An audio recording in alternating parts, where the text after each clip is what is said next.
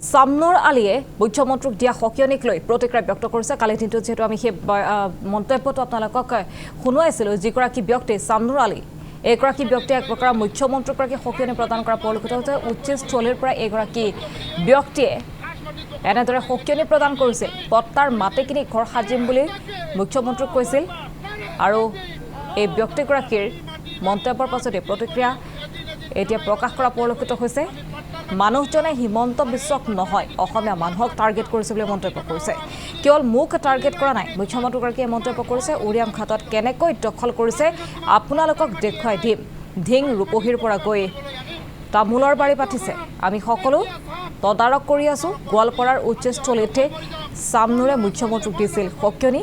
পট্টাৰ মাটিত এদিন ঘৰ সাজিম বুলি হুংকাৰ প্ৰদান কৰিছিল এইগৰাকী ব্যক্তি, যিগৰাকী ব্যক্তিৰ বিৰুদ্ধে উচতনি দিয়াৰো এক অভিযোগ এতিয়া উত্থাপন হৈছে আৰু নিশাৰ ভাগতে গ্ৰেপ্তাৰ কৰা হৈছে এইগৰাকী সামনুৰ আলীক।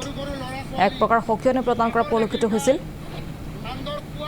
উচ্চস্থলীৰ পৰা এই ব্যক্তিগৰাকীয়ে এনেধৰণে বহুকেইটা মন্তব্য কৰা পৰিলক্ষিত হৈছিল, বহুকেইটা হুংকাৰ প্ৰদান কৰিছিল, এক প্ৰকাৰৰ সকিয়নি দিছিল যে এদিন পট্টাৰ মাটিত ঘৰ সাজি দেখুৱাই দিব।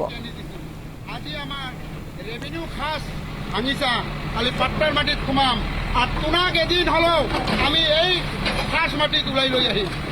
খাস মাটিত তোমালোকে বসবাস কৰিব লাগিব।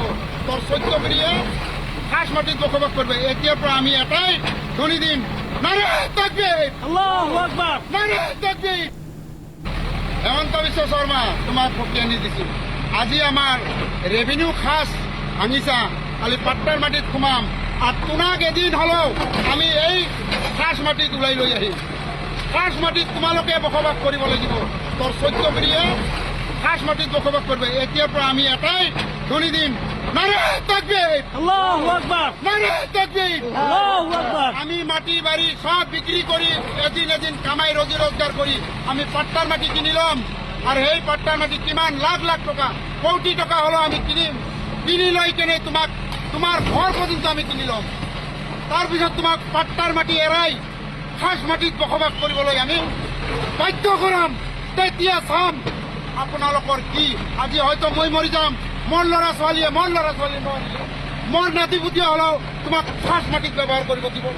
ইয়াৰ কাৰণে আমি বাধ্য হ'ম, আমি বাধ্যতা কৰিম। আৰু জিআই প্ৰশাসন লগাই দি আমাৰ যিটো অত্যাচাৰ কৰি আছা, সৰু সৰু ল'ৰা ছোৱালী মাকৰ গাখীৰ খায়, নান্দৰ কুঁৱাৰ পানী দমকল গোটেইখিনি ভাঙি দি আছে। পানী খাওয়া পৰ্যন্ত আপোনালোকে ব্যৱস্থা কৰি দিছে, পানী না যাতে খাব নোৱাৰে।